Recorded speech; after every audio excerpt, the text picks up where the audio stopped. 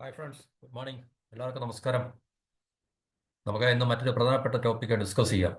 കഴിഞ്ഞ കുറേ ദിവസങ്ങൾക്ക് മുമ്പ് ഒരു ഡയലോഗ് കോൺഫറൻസ്, മൾട്ടിലാറ്ററൽ കോൺഫറൻസ് ന്യൂഡൽഹിയിൽ നടന്നിട്ടുണ്ടായിരുന്നു. അവിടെ നമ്മുടെ ഫോറിൻ മിനിസ്റ്റർ ജയശങ്കർ അറ്റൻഡ് ചെയ്യുകയും അദ്ദേഹമായിട്ടൊരു സെമിനാർ ടൈപ്പ്, ഒരു ഡയലോഗ് ടൈപ്പ് ഒരു കോൺവെർസേഷനൊക്കെ നടക്കുകയുണ്ടായി. അപ്പോൾ ആ കോൺവെർസേഷനിൽ പല കാര്യങ്ങൾ ചർച്ച ചെയ്തതിനിടെ പുള്ളി നമ്മുടെ ഐക്യരാഷ്ട്ര സംഘടനയെക്കുറിച്ചും കാശ്മീരിനെക്കുറിച്ചൊക്കെ വളരെ ബ്ലണ്ടായിട്ട്, വളരെ ഓപ്പണായിട്ട്, വളരെ സത്യസന്ധമായിട്ട്, എന്നുവെച്ചാൽ ഈ എന്താണ് ശരിക്കുള്ള യാഥാർത്ഥ്യം എന്ന കാര്യത്തെക്കുറിച്ച് വളരെ കൃത്യമായിട്ട് പറഞ്ഞ് പടിഞ്ഞാറൻ രാജ്യങ്ങളെ വിമർശിക്കുകയും UN വിമർശിക്കുകയും ഇപ്പോൾ നിലനിൽക്കുന്നതല്ല, 1947 മുതൽ അല്ലെങ്കിൽ UN ഉണ്ടായെന്ന് മുതൽ, കാരണം നമുക്ക് സ്വാതന്ത്ര്യം കിട്ടുന്നതിന് മുമ്പ് UN ഉണ്ടായിട്ടുണ്ട്. അപ്പോൾ അതിനും ആ കാലം മുതൽക്ക് തന്നെ നിലനിൽക്കുന്ന വേൾഡ് ഓർഡർ എന്ന് പറയുന്നത്, എന്നുവെച്ചാൽ ലോകക്രമം, അപ്പം അതിനെക്കുറിച്ച് ശക്തമായി വിമർശിക്കുകയും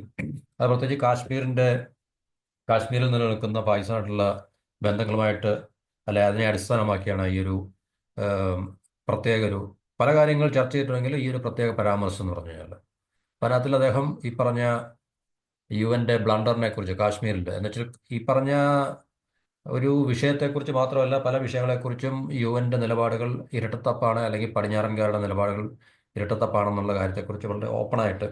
അപ്പോൾ ഈ അടുത്ത കാലത്തൊന്നും നമ്മളുടെ ഗവൺമെൻറ് ആയിട്ട് ബന്ധപ്പെട്ട ഒരു ഒഫീഷ്യലിൻ്റെ ഭാഗത്തുനിന്ന് ഇങ്ങനെ ഓപ്പണായിട്ടുള്ള അല്ലെങ്കിൽ ഫ്രാങ്ക് ആയിട്ടുള്ളൊരു വെളിപ്പെടുത്തലുകൾ ഒരിക്കലും ഉണ്ടായിട്ടില്ല.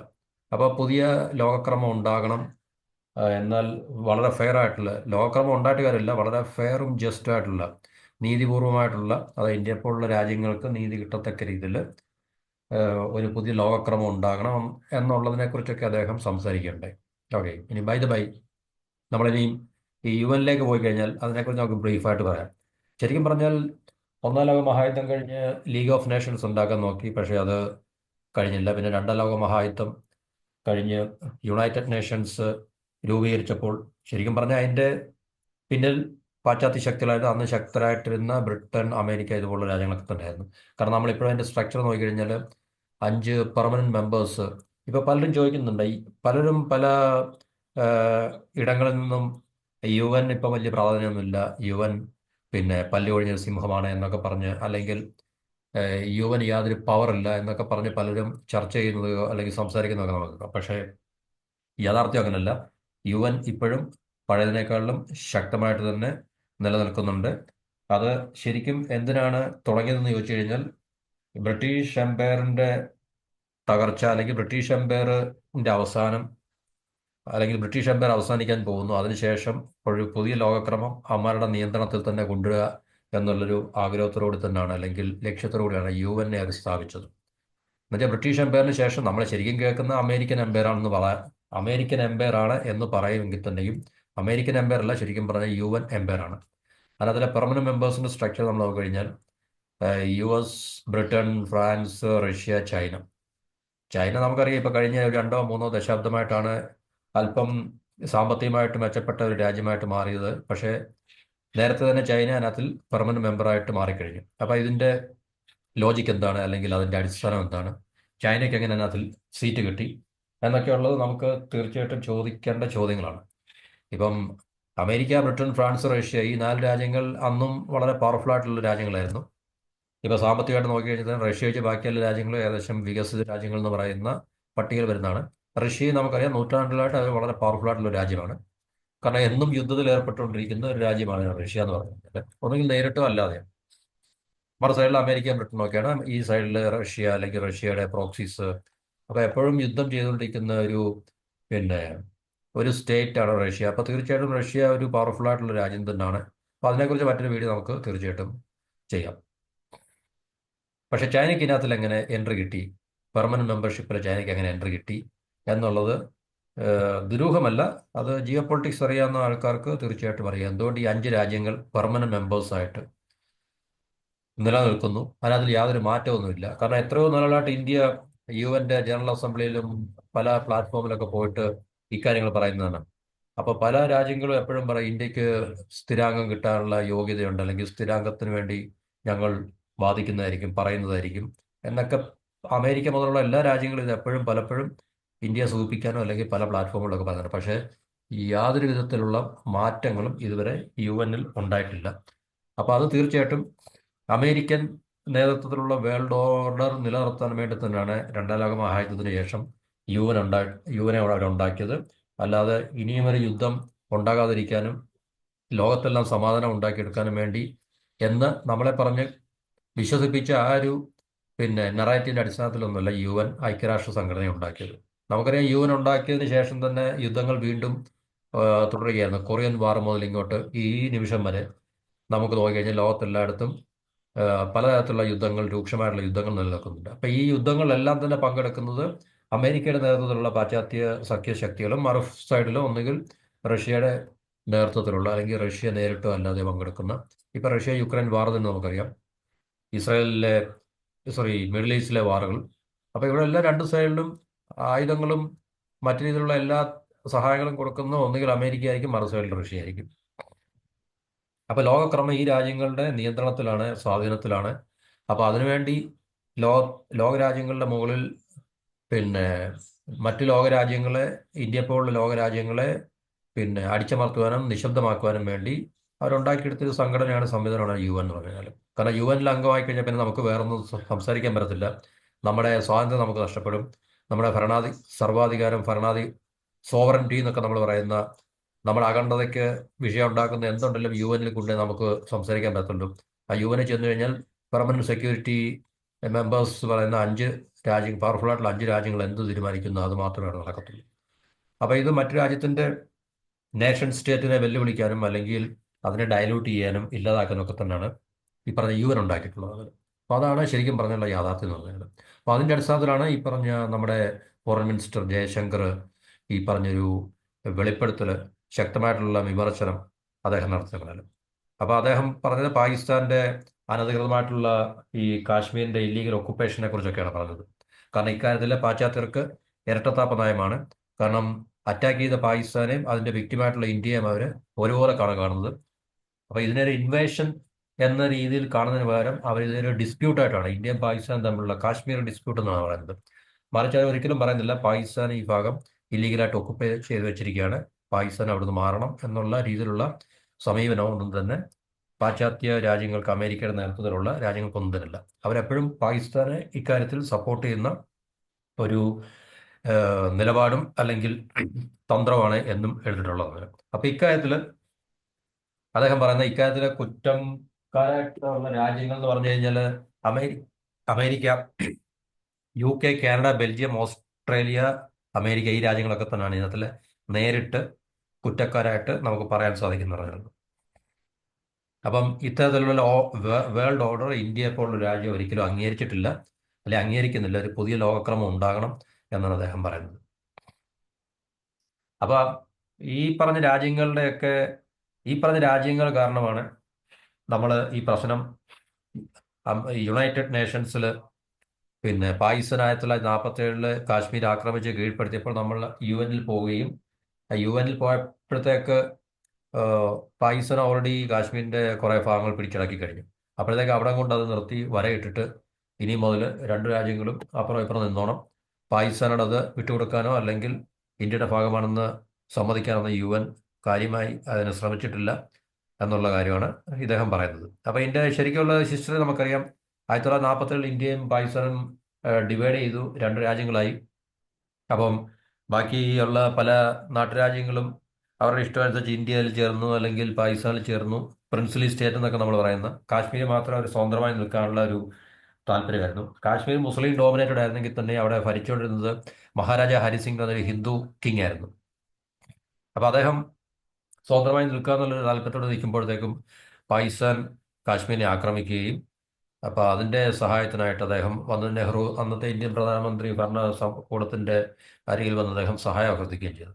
അപ്പോൾ ഇന്ത്യ പറഞ്ഞത് ഈ ഇൻസ്ട്രുമെന്റ് ഓഫ് അക്സഷൻ, ഇത് കാശ്മീർ ഇന്ത്യയോട് ചേർന്നോളാം അല്ലെങ്കിൽ ഇന്ത്യയുടെ ഭാഗമാണെന്ന് സമ്മതിക്കാമെങ്കിൽ അത് എഴുതി ഒപ്പിട്ട് തരാമെങ്കിൽ ഞങ്ങൾ നിങ്ങളെ ഹെൽപ്പ് ചെയ്യാം എന്നുള്ളൊരു രീതിയിൽ ഇന്ത്യ നിലപാട് മുമ്പോട്ട് വെച്ചപ്പോൾ Maharaja Hari Singh instrument of accession IOA October 26, 1947 ശരിക്കും പറഞ്ഞത്. നമുക്ക് സ്വാതന്ത്ര്യം കിട്ടിയത് ഓഗസ്റ്റിലാണ്. അപ്പോഴത്തേക്ക് പാകിസ്ഥാൻ അതിക്രമിച്ച് കയറി കഴിഞ്ഞു. അപ്പോഴത്തേക്ക് പാകിസ്ഥാന്റെ മേഴ്സണറീസ് ഇന്ന് വളരെ ജിഹാദി അല്ലെങ്കിൽ ടെററിസ്റ്റുകളോ അപ്പോഴത്തേക്ക് ഒത്തിരി ആൾക്കാരെ, സ്ത്രീകളെയും കുട്ടികളെയും പുരുഷന്മാരെയൊക്കെ കൊല്ലുകയും അതുപോലെ തന്നെ പല ആൾക്കാർക്ക്, ലക്ഷക്കണക്കിന് ആൾക്കാർക്ക് ആ സ്ഥലം വിട്ടു പോവുകയൊക്കെ ചെയ്യേണ്ടത്. അപ്പൊ ഇത് ഇൻസ്ട്രുമെന്റ് ഓഫ് അക്സഷൻ നമുക്ക് കിട്ടിയപ്പോഴത്തേക്ക് പാകിസ്ഥാൻ ഓൾറെഡി ഇല്ലീഗലി ഓക്കുപ്പൈ ചെയ്ത് കഴിഞ്ഞു ഈ പറഞ്ഞ സ്ഥലം എന്ന് പറഞ്ഞു കഴിഞ്ഞാൽ. അപ്പോഴത്തേക്ക് നമ്മൾ യു എന്നിൽ പോയപ്പോഴത്തേക്ക് രണ്ടുപേരും പിന്നെ വെടിനിർത്തുക, വെടിനിർത്തൽ പ്രഖ്യാപിക്കുക, എന്നിട്ട് പാകിസ്ഥാൻ ഒക്കുപ്പൈ ചെയ്ത കാശ്മീർ, പാക് ഒക്കുപ്പൈഡ് കാശ്മീർ എന്ന് പറഞ്ഞാൽ അവിടുത്തെ ലൈൻ ഓഫ് കൺട്രോൾ അല്ലേ, LOC, ലൈൻ ഓഫ് കൺട്രോൾ ആയിട്ട് പ്രഖ്യാപിക്കുകയും ഇരു രാജ്യങ്ങളും ഈ പറഞ്ഞ യുദ്ധസമാനമായിട്ടുള്ള അല്ലെങ്കിൽ യുദ്ധത്തിൽ നിന്ന് പുറമോട്ട് മാറുകയും ചെയ്യണമെന്നൊക്കെ പറഞ്ഞു. ശരിക്കും പറഞ്ഞു കഴിഞ്ഞാൽ അത് പാകിസ്ഥാന്റെ യുദ്ധമല്ലായിരുന്നു, അത് ബ്രിട്ടീഷ് വാർ ഓൺ ഇന്ത്യ ആയിരുന്നു ശരിക്കും പറഞ്ഞു കഴിഞ്ഞാൽ. കാരണം നമുക്കറിയാം പാകിസ്ഥാനെ ഉണ്ടാക്കിയതും പിന്നീടുള്ള കാശ്മീർ പ്രശ്നങ്ങളെല്ലാം തന്നെ ഈ ലോക പോലീസ് എന്ന് അന്ന് നമ്മൾ വിശേഷിപ്പിക്കുന്ന ബ്രിട്ടീഷ് എംപയറിന്റെ ജിയോ പൊളിറ്റിക്കൽ തന്ത്രവും അല്ലെങ്കിൽ ലക്ഷ്യങ്ങൾ തന്നെയായിരുന്നു. കാരണം ഇന്ത്യ എന്ന് പറയുന്ന രാജ്യത്തിന് ഭാവിയിൽ പിന്നെ ഇപ്പോൾ ഒരു അൺഡിവൈഡ് ഇന്ത്യ ആയിരുന്നെങ്കിൽ തീർച്ചയായിട്ടും, എന്നുവെച്ചാൽ പാകിസ്ഥാൻ ഇല്ല, നമ്മൾ വിഭജിക്കപ്പെട്ടിട്ടില്ലെങ്കിൽ, നമ്മൾ ജസ്റ്റ് ഒന്ന് ആലോചിച്ച് നോക്കുക, നമ്മളുടെ റീച്ച് എന്ന് പറഞ്ഞു കഴിഞ്ഞാൽ, ജിയോഗ്രഫിക്കൽ റീച്ച് എന്ന് പറഞ്ഞു കഴിഞ്ഞാൽ മിഡിൽ ഈസ്റ്റിൽ മിഡിൽ ഈസ്റ്റിൽ അതായത് ഇറാൻ നമ്മുടെ തൊട്ട എല്ലാ രാജ്യമായതിനെയും അഫ്ഗാനിസ്ഥാനിൽ നമ്മുടെ തൊട്ട എല്ലാ രാജ്യമായതിനെയും നമുക്ക് കിട്ടാൻ പോകുന്ന പ്രയോജനങ്ങൾ മിഡിൽ ഈസ്റ്റിലേക്കും സെൻട്രൽ ഏഷ്യയിലേക്കും ഞാൻ നേരത്തെയുള്ള വീഡിയോയിൽ പറഞ്ഞ പോലെ നമുക്കുള്ള ആക്സസ് എന്ന് പറഞ്ഞു കഴിഞ്ഞാൽ ഒരിക്കലും നമുക്ക് ഏഹ്, വിശ്വസിക്കാൻ പറ്റാത്ത തരത്തിലായിരുന്നു. അപ്പോൾ ഇതൊക്കെ വളരെ 100 വർഷം മുമ്പ് അല്ലെങ്കിൽ ദശാബ്ദങ്ങൾക്ക് മുമ്പേ ഇതും അവർ അവരുടെ ബുദ്ധിയിൽ കണ്ട് മനസ്സിലാക്കി ാണ് തീർച്ചയായിട്ടും ഇങ്ങനൊരു വിഷയം ആം, ഇന്ത്യക്ക് ഉണ്ടാക്കി തന്നത്. ഈ പാകിസ്ഥാൻ എന്നുള്ള വിഷയം, പാകിസ്ഥാൻ ശരിക്കും പറഞ്ഞാൽ ആർട്ടിഫിഷ്യൽ സ്റ്റേറ്റ് ആണ്. അതൊരു രാജ്യം ആയിട്ട് മാറി മുസ്ലിങ്ങൾ അവിടെ പോയി സുഖമായിട്ട് ജീവിക്കണം എന്നുള്ള ഒരു ലക്ഷ്യത്തോടു കൂടി ഉദ്ദേശത്തോടു കൂടിയില്ല പാകിസ്ഥാൻ ഉണ്ടാക്കിയത്. പാകിസ്ഥാനെ ഉണ്ടാക്കിയത് ബ്രിട്ടീഷ് പടിഞ്ഞാറൻ സാമ്രാജ്യ ശക്തികളുടെ പിന്നീടുള്ള ലോകക്രമത്തിൽ അവർക്ക് ഇന്ത്യ പോലുള്ള രാജ്യത്തിന്റെ വികസനത്തെ തടയുക, അതുപോലെ ചൈന, റഷ്യ, ഈ 3 രാജ്യങ്ങളെ ശരിക്കും പറഞ്ഞാൽ ചെക്ക്മേറ്റ് ചെയ്യുക, പ്രത്യേകിച്ച് സോവിയറ്റ് യൂണിയന്. ഇപ്പൊ ചൈനയെ നമ്മൾ അതിനകത്ത് നിന്ന് ഒന്ന് ഒഴിവാക്കി വെച്ചു കഴിഞ്ഞാൽ തന്നെ ചൈന ഒഴിവാക്കാൻ പറ്റത്തില്ല. കാരണം ഈ 3 രാജ്യങ്ങളെയും ചെക്ക്മേറ്റ് ചെയ്യുക എന്നുള്ള ഒറ്റ ഉദ്ദേശത്തോട് തന്നെയാണ് പാകിസ്ഥാൻ എന്ന് പറയുന്ന ആർട്ടിഫിഷ്യൽ സ്റ്റേറ്റിനെ ബ്രിട്ടൻ അല്ലെങ്കിൽ പടിഞ്ഞാറൻ സംവിധാനങ്ങൾ, പടിഞ്ഞാറൻ ആം, സാമ്രാജ്യ ശക്തികൾ ഉണ്ടാക്കിയിട്ടുള്ളതാണ്.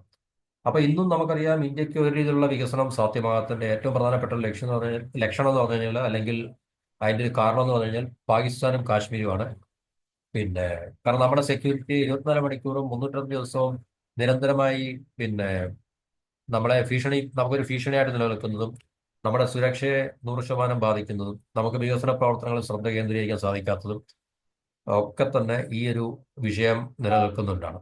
അപ്പൊ ഈ വിഷയം നിലനിൽക്കുന്നുണ്ട് മാത്രം ആണെന്ന് ചോദിച്ചു കഴിഞ്ഞാൽ, രണ്ട്, നമുക്ക് ഏഹ്, കിട്ടാമായിരുന്ന ആക്സസ് ഈ സെൻട്രൽ ഏഷ്യൻ, മധ്യ ഏഷ്യയിലേക്കും മിഡിൽ ഈസ്റ്റിലേക്കും ഒക്കെ നമുക്ക് കിട്ടാമായിരുന്ന ആക്സസ് നമുക്ക് എന്നേക്കുമായി നഷ്ടപ്പെട്ടു.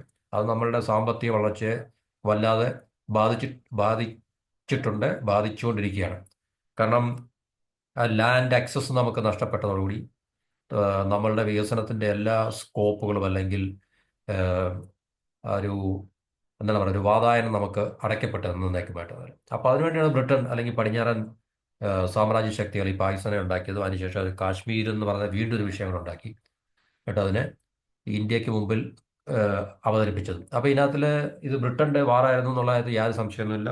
അതിനകത്തിൽ പാകിസ്ഥാന്റെ പേരിലാണ് ഈ ഇത് കിടക്കുന്നതെങ്കിൽ തന്നെ ഇതിനെ നിയന്ത്രിച്ചിരുന്നതെല്ലാം തന്നെ ബ്രിട്ടീഷ് ഓഫീസേഴ്സും ബ്രിട്ടീഷ് അധികാരികളുമായിരുന്നു. ബ്രിട്ടീഷ് ഓഫീസേഴ്സ് എന്ന് പറയുമ്പം ലോർഡ് മൗണ്ട് ബാറ്റനൊക്കെ അന്ന് ഗവർണർ ജനറൽ ആയിരുന്നു ഇൻഡിപെൻഡന്റ് ഇന്ത്യയുടെ. അതുപോലെ തന്നെ പിന്നെ Robert McGregor McDonald Lockhart Indian ആർമിയുടെ കമാൻഡർ ഇൻ ചീഫ് ആയിരുന്നു. ഡഗ്ലസ് ഗ്രേസി പാകിസ്ഥാന്റെ കമാൻഡർ ഇൻ ചീഫ് ആയിരുന്നു. അപ്പം ഇവരെല്ലാം കൂടാണ് ശരിക്കും പറഞ്ഞു കഴിഞ്ഞാൽ ഈ പണി ഇന്ത്യക്ക് തന്നത് എന്നുള്ള കാര്യത്തിൽ ഹിസ്റ്ററി പറയുന്നുണ്ട് ശരിക്കും പറഞ്ഞാൽ.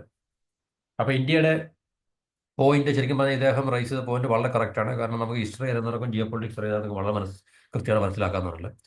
അപ്പൊ അങ്ങനെ അവിടെ ഒരു പാകിസ്ഥാന്റെ അഗ്രഷൻ, പാകിസ്ഥാൻ ആക്രമിച്ച് കുറെ ഭാഗം അവർ കൈയടക്കിയതിനു ശേഷം സീസ് ഫയർ ലൈൻ UN പറഞ്ഞു. അപ്പോൾ അതിനുശേഷം ആ ഭാഗം പാകിസ്ഥാൻ ഒക്കുപൈഡ് കാശ്മീർ പാകിസ്ഥാന്റെ കയ്യിലാണ്. അതിനുശേഷം ഒത്തിരി മാനിപ്പുലേഷൻസ് ഒക്കെ നടന്നു. പിന്നെ ചൈനയുടെ വരവും അക്സായ് ചിന് പാകിസ്ഥാൻ പിന്നെ പല ഭാഗങ്ങൾ ചൈനയ്ക്ക് കൊടുക്കുകയും ഇപ്പോൾ ചൈന പാകിസ്ഥാൻ ഇക്കണോമിക് കോറിഡോർ ഈ പാകിസ്ഥാൻ ഒക്കുപൈഡ് കാശ്മീരിൽ കൂടെ അവരെ ഉണ്ടാക്കിയെടുക്കുകയൊക്കെ ചെയ്യുന്ന വലിയൊരു ജിയോ പൊളിറ്റിക്കൽ ചേഞ്ചസ് നമ്മൾ കാണുന്നുണ്ട്. അപ്പോൾ ഇതെല്ലാം ഇന്ത്യയെ പോലുള്ള രാജ്യത്തിനോട് വളരെയധികം അൺഫെയർ ആയിട്ട് അനീതി കാണിച്ചുകൊണ്ട് തന്നെയാണ് ഈ കാര്യങ്ങളെല്ലാം മുന്നോട്ട് പോകുന്നത് എന്നുള്ള കാര്യമാണ് ജയശങ്കർ പറഞ്ഞത്. അപ്പം 65-ല് പാകിസ്ഥാൻ സോൾജേഴ്സ് ഈ പറഞ്ഞ CFL അതായത് സീസർ ലൈൻ അല്ലെങ്കിൽ ലൈൻ ഓഫ് കൺട്രോള് പിന്നെ ക്രോസ് ചെയ്തപ്പോൾ UN-ൽ പോയി നമ്മൾ. അപ്പം നമ്മൾ 47-ൽ UN-ൽ പോയാണ് നെഹ്റു ഈ പ്രശ്നം കൊണ്ട് പാകിസ്ഥാൻ ആക്രമിച്ച് ഈ ഭാഗം കൈയടക്കിയതിന് ശേഷം. അപ്പം UN പറഞ്ഞു ഓക്കെ സംഭവിച്ചത് സംഭവിച്ചു, ഇവിടെ കൊണ്ട് നിർത്തുക എന്ന് പറഞ്ഞിട്ട് അവർ പാകിസ്ഥാനെ ശരിക്കും പറഞ്ഞാൽ ഹെൽപ്പ് ചെയ്യുന്ന രീതിയിലായിരുന്നു. പാകിസ്ഥാനെ ഹെൽപ്പ് ചെയ്യാന്ന് പറഞ്ഞു കഴിഞ്ഞാൽ ഇന്ത്യക്ക് എന്നേക്കുമായിട്ടുള്ള പണി കൊടുക്കുക, ഇന്ത്യക്ക് ഒരു രീതിയിലും ഒരു രാജ്യം വികസിച്ച് കാരണം ഇത്രയും വലിയ രാജ്യം, ഇത്ര റിസോഴ്സ്ഫുൾ ആയിട്ടുള്ള രാജ്യം, ഭാവിയിൽ ഡെവലപ്ഡ് ആയിട്ടുള്ള ഒരു രാജ്യം, വികസിത രാജ്യമാകുന്നുള്ളവർക്ക് സംശയങ്ങളൊന്നുമില്ലായിരുന്നു. പക്ഷേ അതിന് തടയിടുക അല്ലെങ്കിൽ അതിനുള്ള പണി കൊടുക്കുക എന്നുള്ളതായിരുന്നു ഈ പാകിസ്ഥാന്റെ ക്രിയേഷന്റെയും കാശ്മീർ എന്നുള്ള ഇഷ്യൂ ക്രിയേറ്റ് ചെയ്തതിൻ്റെയും പിന്നിലുള്ള ജിയോ പൊളിറ്റിക്കൽ തന്ത്രങ്ങൾ അല്ലെങ്കിൽ ലക്ഷ്യങ്ങൾ എന്ന് പറഞ്ഞു കഴിഞ്ഞാൽ. അപ്പം ഇങ്ങനെ അന്ന് മുതലേ ഇന്ത്യക്ക് ഈ ഒരു UN-ൽ നിന്നും, ഇന്ത്യക്ക് മാത്രമല്ല ഇതുപോലുള്ള പല രാജ്യങ്ങൾക്കും UN എന്ന് പറയുന്ന സംഘടനയിൽ നിന്നും അല്ലെങ്കിൽ ഐക്യരാഷ്ട്ര സംഘടന ഇതിൽ നിന്ന് നമുക്ക് കൃത്യമായിട്ടുള്ള നീതിപൂർവമായിട്ടുള്ള ഒരു സമീപനം ഒരിക്കലും നമുക്ക് ലഭിച്ചിട്ടില്ല. അത് ആണ് ശരിക്കും പറഞ്ഞാൽ ജയശങ്കർ ഈ ഒരു റൈസീന ഡയലോഗിൽ അദ്ദേഹം വെളിപ്പെടുത്തിയെന്ന് പറഞ്ഞിട്ടുണ്ട്. അപ്പോൾ അത് എല്ലാ വർഷവും നടക്കുന്ന ഒരു മൾട്ടിലാറ്ററൽ ഒരു കോൺഫറൻസ് ആണത്. ആ കോൺഫറൻസിൽ രാജ്യത്തിൻ്റെയും ലോകത്തു നിന്നുള്ള പല ആൾക്കാരും അവിടെ പങ്കെടുക്കുന്നുണ്ട്. അതൊരു സെമിനാർ അല്ലെങ്കിൽ കോൺഫറൻസ് ഇതുപോലുള്ള കാര്യങ്ങളൊക്കെയാണ്. അപ്പോൾ ലോകത്തിലെ ഏറ്റവും ലോങ്ങസ്റ്റ് സ്റ്റാൻഡിങ് ഇല്ലീഗൽ ഒക്കുപ്പേഷൻ ഇപ്പോഴും കാശ്മീരിൻ്റെ ആണെന്നാണ് ജയശങ്കർ പറയുന്നത്. അത് കറക്റ്റാണ്. 47-ൽ തുടങ്ങിയതാണ്. 47 മുതൽ ഇന്ന് വരെ അത് സോൾവ് ചെയ്യപ്പെട്ടിട്ടില്ല. സോൾവ് ചെയ്യപ്പെടാത്തതിന് കാരണം പടിഞ്ഞാറൻകാരാണ്, UN ആണ് എന്നാണ് നമുക്ക് കൃത്യമായിട്ട് ഇവിടെ ജയശങ്കറിൻ്റെ ഈ വാക്കുകളിൽ നിന്നും അല്ലാതെ തന്നെ നമുക്ക് ഹിസ്റ്ററി അറിയാവുന്നവർക്ക് നമുക്ക് മനസ്സിലാവുന്നത്. അപ്പോൾ ഈ മൊത്തവും ജമ്മു ആൻഡ് കാശ്മീരും അതിനകത്തിലെ ഗിൽഗിത്ത് ആൻഡ് ബാൾട്ടിസ്ഥാൻ ഉണ്ട്, നോർത്തേൺ ഏരിയ ഉണ്ട് 1970 മുമ്പുണ്ട്. അപ്പോൾ അതെല്ലാം ഈ ഇൻസ്ട്രുമെന്റ് ഓഫ് അക്സഷൻ ഈ മഹാരാജ ഹരി സിംഗ് ഒപ്പിട്ടതോടുകൂടി അത് നമ്മുടെ ഭാഗമായി മാറിയതാണ് ശരിക്കും പറഞ്ഞത്. പക്ഷേ പാകിസ്ഥാൻ ഏകപക്ഷീയമായിട്ടുള്ള ആക്രമണങ്ങൾ നടത്തുകയും, പാകിസ്ഥാൻ അല്ല ശരിക്കും ആക്രമണം നടത്തിയ ബ്രിട്ടീഷ് വാറായിരുന്നു ശരിക്കും പറഞ്ഞത്. ഓക്കെ, നമുക്ക് പാകിസ്ഥാൻ എന്ന് പറയാം. പാകിസ്ഥാൻ ഏകപക്ഷീയമായിട്ടുള്ള ആക്രമണം നടത്തുകയും ഈ പറഞ്ഞ ജമ്മു ആൻഡ് കാശ്മീരിൻ്റെ ഒരു ഭാഗം പിടിച്ചെടുക്കുകയും ഇല്ലീഗൽ ഒക്കുപ്പേഷൻ ആണല്ലോ. ഇല്ലീഗൽ എന്ന് പറഞ്ഞാൽ നിയമവിരുദ്ധമായിട്ടുള്ള അല്ലെങ്കിൽ എന്താണ് പറയുന്നത്, നിയമപരമായിട്ടല്ലാത്ത ഒരു ഒക്കുപ്പേഷനാണ് അത് ശരിക്കും പറഞ്ഞു കഴിഞ്ഞാൽ. അപ്പം UN-ന്റെ നിലപാട് പല കാര്യങ്ങളിലും പല രീതിയിലായിരിക്കും. ഡബിൾ സ്റ്റാൻഡേർഡ് ആയിരിക്കും, ഹിപ്പോക്രസി ആയിരിക്കും, ഇരട്ടത്താപ്പ് നയമാണ്, പിന്നെ കാപട്യമാണ് അവരുടെ നിലപാടുകൾ എന്നുള്ളത് വളരെ പച്ചയ്ക്ക് അദ്ദേഹം വിളിച്ചു പറയുകയാണ് ശരിക്കും പറഞ്ഞു കഴിഞ്ഞാൽ. അപ്പം വിക്റ്റിമായിട്ടുള്ള ഇന്ത്യയും അറ്റാക്കറായിട്ടുള്ള ആക്രമിച്ച പാകിസ്ഥാനെ എല്ലാം ഈ ഒരേ രീതിയിൽ തന്നെയാണ് UN പടിഞ്ഞാറൻകര കാണുന്നത്. അവരുടെ ജിയോ പൊളിറ്റിക്കൽ കാര്യങ്ങൾ വരുമ്പോൾ അവരുടെ കാര്യങ്ങൾ നടപ്പിലാക്കുവാൻ കൂടുതൽ താല്പര്യം കാണിക്കുകയും അവരുടെ താല്പര്യത്തിന് വിരുദ്ധമായിട്ടുള്ള കാര്യങ്ങളാണെങ്കിൽ അതേ കാര്യം തന്നെ അവർ മറിച്ച് അതിനെ എതിർക്കുകയോ അല്ലെങ്കിൽ ആക്രമിക്കുകയോ ഒക്കെ ചെയ്യുന്നൊരു കാഴ്ചയാണ് നമ്മൾ ലോകത്ത് കാണുന്നത് എന്നാണ് അദ്ദേഹം ഈ പറഞ്ഞൊരു കോൺഫറൻസിൽ പറയുന്നുണ്ടായത്. അപ്പോൾ ഒരു മാറ്റം UN-ൽ ഇപ്പോഴത്തെ വേൾഡ് ഓർഡറിലൊരു മാറ്റം ഉണ്ടാകണം എന്നുള്ളതിനെക്കുറിച്ചാണ് അദ്ദേഹം പറഞ്ഞത്. പക്ഷേ അത് ഒത്തിരി കാലമായിട്ട് ഇന്ത്യ പല പല പ്ലാറ്റ്ഫോമുകളിലും പോയി പറയുന്നതാണ്. പക്ഷേ അതിന് യാതൊരു മാറ്റവും ഉണ്ടാകുന്നില്ല. കാരണം ഇപ്പോഴും അവർക്ക് യുദ്ധം ചെയ്യാൻ വേണ്ടി ലോകത്ത് അവരുടെ താല്പര്യങ്ങൾ സംരക്ഷിക്കുവാനും മറ്റുള്ള രാജ്യങ്ങളുടെ മുകളിൽ സ്വാധീനം ചെലുത്തുവാനും ഉണ്ടാക്കിയെടുക്കുവാനും ലോക സമ്പദ് വ്യവസ്ഥയുടെ മുകളിൽ സർവാധിപത്യം സ്ഥാപിക്കുവാനും അതുപോലെ തന്നെ വിഭവങ്ങളുടെ മുകളിൽ സർവാധിപത്യം സ്ഥാപിക്കാനും ഒക്കെ വേണ്ടി ഉണ്ടാക്കിയെടുത്തൊരു ഇൻസ്റ്റിറ്റ്യൂഷനാണ് ശരിക്കും പറഞ്ഞ UN എന്ന് പറയുന്നത്. അപ്പോൾ അതിപ്പോഴും കാരണം നമുക്കറിയാം ഇപ്പോഴും ഇസ്രായേൽ പാലസ്തീൻ യുദ്ധം നടക്കുമ്പോഴും UN-ന്റെ ഒരു ശബ്ദം പോലും നമ്മൾ കേൾക്കുന്നില്ല. കാരണം UN ഉണ്ടാക്കിയത് ലോകത്ത് സമാധാനം ഉണ്ടാക്കുവാനും യുദ്ധങ്ങൾ നിർത്തുവാനൊക്കെയാണ്. പക്ഷേ ഈ UN ഉണ്ടാക്കിയ ആൾക്കാർ തന്നെയാണ് ലോകത്തിലെ യുദ്ധങ്ങൾ, പ്രത്യേകിച്ച് മിഡിൽ ഈസ്റ്റിലും സെൻട്രൽ ഏഷ്യയിലും ഒക്കെ തന്നെ യുദ്ധങ്ങൾ ചെയ്തുകൊണ്ടിരിക്കുന്നതും അല്ലെങ്കിൽ ചെയ്തിട്ടുള്ളതാണ്. അപ്പം അങ്ങനെയുള്ള ഈ പറഞ്ഞ അൺഫെയർ ആയിട്ടുള്ള ഈ ഇൻസ്റ്റിറ്റ്യൂഷനെ ശരിക്കും പറഞ്ഞാൽ ഒന്നുകിൽ റിഫോം ചെയ്യുക അല്ലെങ്കിൽ ഇതിനെ പിരിച്ചുവിടുക എന്നാണ് പറഞ്ഞിട്ടുള്ളതാണല്ലോ, ആര് ജയശങ്കർ പറഞ്ഞിട്ടുള്ളതാണല്ലോ. അപ്പൊ ഇത് കൃത്യമായിട്ടുള്ളൊരു നിലപാടാണ്, കൃത്യമായിട്ടുള്ളൊരു അവലോകനമാണ്. ഇതിനകത്തിൽ യാതൊരു ആ വീഡിയോ നിങ്ങൾ കണ്ടു കഴിഞ്ഞാൽ നിങ്ങൾക്ക് മനസ്സിലാകും എന്താണ് അദ്ദേഹം പറഞ്ഞെന്നുള്ള കാര്യം.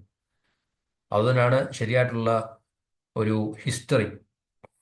അപ്പോൾ പാകിസ്ഥാൻ ഏകദേശം 5000,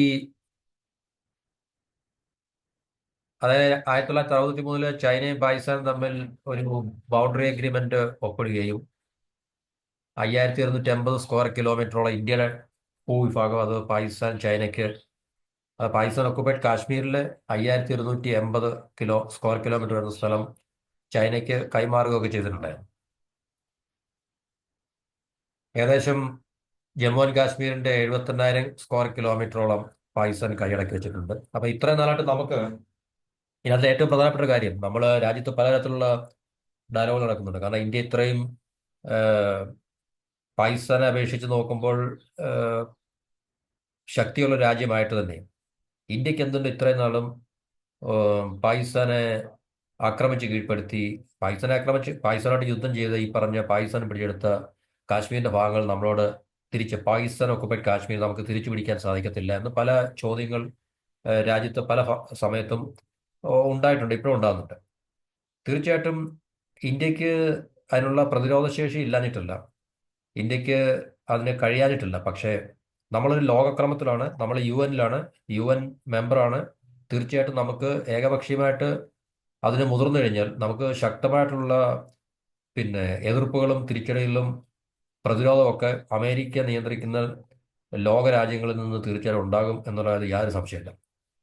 നമ്മൾ കണ്ടാണ് പാകിസ്ഥാൻ കാശ്മീരിൽ 90-കളിൽ തുടങ്ങിയ പ്രോക്സി വാർ. അപ്പോൾ ഈ പ്രോക്സി വാർ പാകിസ്ഥാൻ തുടങ്ങിയതിന് ശേഷം പാകിസ്ഥാനെ സഹായിച്ചിട്ടുള്ള ഏതൊക്കെ രാജ്യങ്ങളാണ്? നമുക്ക് അമേരിക്ക, ബ്രിട്ടൻ മുതലായിട്ടുള്ള എല്ലാ രാജ്യങ്ങളും, പാശ്ചാത്യ രാജ്യങ്ങളും, അത് നേറ്റോ നമുക്ക് വേണേൽ ചുരുക്കത്തിൽ പറയാം. പിന്നെ മിഡിൽ ഈസ്റ്റിലെ UAE, സൗദി, അന്നുണ്ടായിരുന്ന ടർക്കി, ഇറാൻ, ഇതുപോലുള്ള എല്ലാ രാജ്യങ്ങളും ഒറ്റക്കെട്ടായിട്ട് നിന്നുകൊണ്ട് പാകിസ്ഥാനെ പല രീതിയിലും സഹായിക്കുന്ന ഒരു കാഴ്ച നമുക്ക് കാണുവാൻ സാധിച്ചിട്ടുണ്ട്.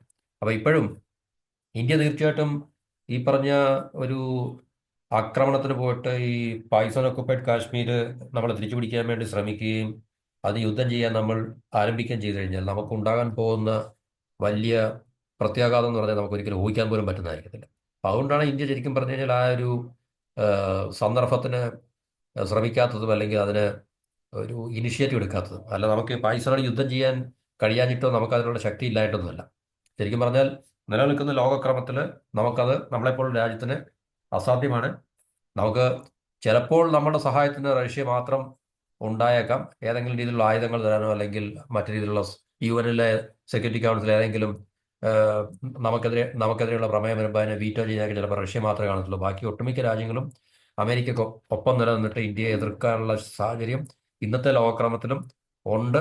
അതുകൊണ്ട് തന്നെയാണ് ഇന്ത്യ ശരിക്കും പറഞ്ഞാൽ ഇത്രയൊക്കെ ആയിട്ടും പാകിസ്ഥാൻ ഒക്കുപൈഡ് കാശ്മീർ തിരിച്ചു പിടിക്കാനോ അല്ലെങ്കിൽ ഇന്ത്യയെ കൂടെ ചേർക്കാൻ ഇന്ത്യ ശ്രമിക്കാത്തത്. അല്ല, ഇന്ത്യക്ക് അതിനുള്ള സാമ്പത്തിക പ്രതിരോധ ശേഷി ശക്തി ഇല്ലാഞ്ഞിട്ടല്ല.